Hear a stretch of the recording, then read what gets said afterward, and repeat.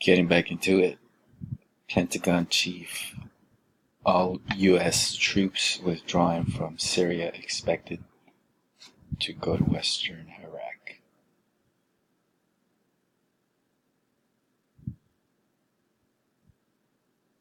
The Patriot missile. Veteran terrorized. U.S. Defense Secretary Mark Esper said on Saturday that all of the nearly 1,000 troops withdrawing from northern Syria are expected to move to western Iraq to continue the campaign against Daesh militants and to help defend Iraq.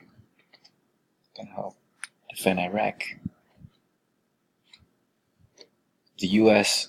withdrawal continues apace from northeastern Syria. We're talking weeks, not days. Esper told reporters en route to the Middle East, adding that it was being carried out through aircraft and ground convoys. The current game plan is for those forces to reposition into western Iraq, Esper said, adding that they would number about 1,000.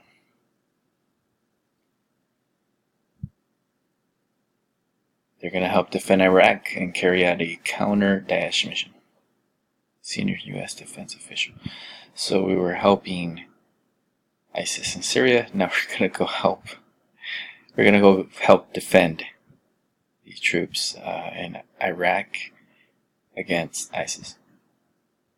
Daesh, also known as ISIS. The additional U.S. troops would add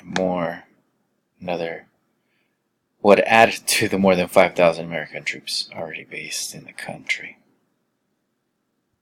training Iraqi forces and helping to ensure Daesh militants do not resurge.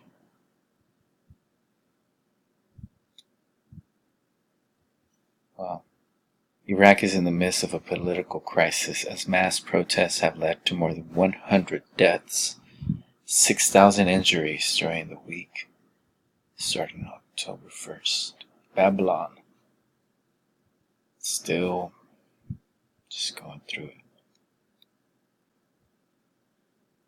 Iran's role in responding to the demonstrations has been another reminder of Tehran's reach in Iraq, where a sizable number of former militia commanders are now members of parliament and support the Iranian agenda.